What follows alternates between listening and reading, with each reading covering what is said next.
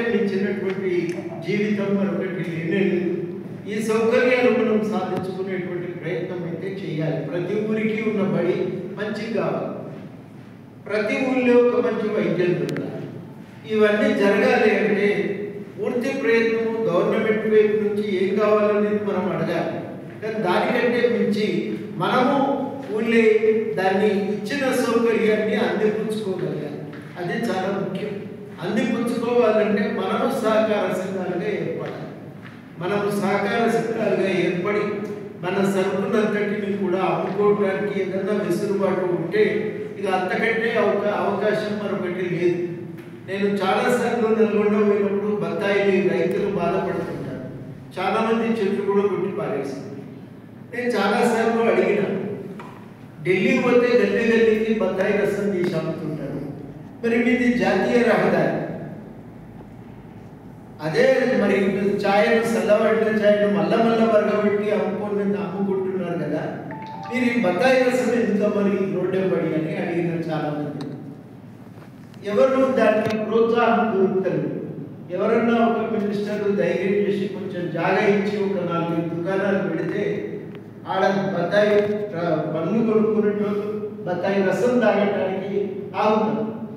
దానికి తోడు ఇంకా కొంచెం వ్యవసాయానికి సంబంధించిన ఉత్పత్తులు అందుబాటులో ఉన్నాయనుకుంటే ఆగుతారు. మీరు కరీంనగర్ నుంచి వస్తుంటే గజ్వేల్ దగ్గర ఆడ ఒకటి రైతు మార్కెట్ ఉన్నది రోడ్డు మీద, చాలామంది ఆగుతారు, ఆగి కొనుక్కుంటున్నారు. ఇట్లా మనం కొన్ని ఏర్పాట్లు చేసుకోగలిగితే సౌకర్యం ఉంటుంది.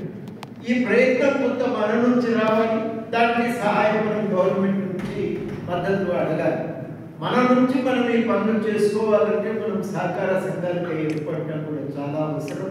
మీలాంటి యువకులు గ్రామాలకు వెళ్తున్నప్పుడు ఐక్యం చేసి సహకార సంఘాలు పెట్టించే ప్రయత్నం చేస్తే మరింత లాభం జరుగుతుంది. మా ఇంటి దగ్గరనే రైతు సహాయ వేదికలు ఉంటాయి, వాళ్ళన్నీ ఇట్లాంటి పనులు చేస్తూ ఉంటారు. వాళ్ళ ద్వారా మనం ఇట్లాంటి సహాయాన్ని కనుక పొందగలిగితే మనం ఈ సహకార సంఘం పెట్టుకుంటూ ఫార్మర్ ప్రొడ్యూసర్ కౌన్సిల్ పెట్టుకోవటము, హైదరాబాద్లో షాపులకు అమ్మటానికి మనమే చొరవ తీసుకోవటం, మీరే డైరెక్ట్ ఇస్తున్నారంటే చాలామంది సంతోషంగా ఉంటారు. చాలా కాలనీలలో మీరు వస్తున్నారు, మీరే అమ్ముకుంటారు, మీరు డైరెక్ట్గా ఊళ్ళ నుంచి వస్తున్నారు అంటే ఇష్టంగా కొనుక్కుంటారు, ఎదురు చూస్తుంటారు. ఇవాళ వస్తున్నాయి అని అంటే ఆ రోజు ఎదురు చూస్తుంటారు.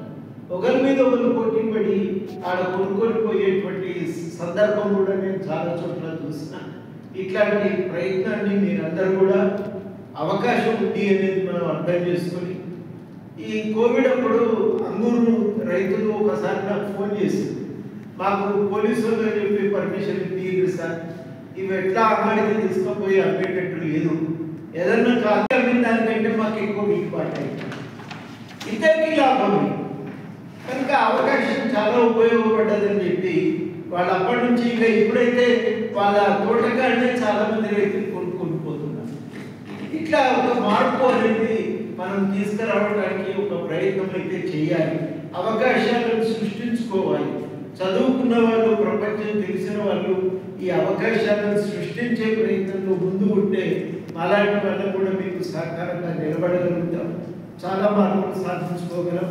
మనం ఇంకొక ప్రయత్నం ఏం చేయాలంటే హైదరాబాద్ దగ్గర ఇంటర్నేషనల్ ఎయిర్పోర్ట్ ఉంది. ఇక్కడి నుంచి దుబాయ్కి 4 గంటలు 5 గంటలు ఫ్లైట్. అంటే మీరు సాయంకాలం 4-5 గంటలకల్లా కూరగాయలు తెప్పుకొని సార్టింగ్ సెంటర్ తెచ్చి అక్కడ నాణ్యమైనటువంటి ఏరి మీరు ఇంటర్నేషనల్ ఫ్లైట్లో వేస్తే 4 తెల్లారి పొద్దునకల్లా బ్రేక్ఫాస్ట్ టైం లోపల అది వాళ్ళ మార్కెట్లో ఆ సరుకు దొరుకుతుంది. ఆ విధంగా అమ్ముకోవడానికి మనం ఈ సౌకర్యాన్ని మనం ఉపయోగించే ప్రయత్నం కూడా చేయాలి. ఇట్లాంటివి చాలా విషయాలు మనం చేయగలిగితే చాలా ఉపయోగంగా ఉంటుంది. మన మిత్రులు రైతులు బతికించే తాపత్రయంతో, ముఖ్యంగా కౌలు రైతులు బతికించే తాపత్రయంతో వాళ్ళు చేస్తున్నటువంటి కృషిని నేను అభినందిస్తున్నా.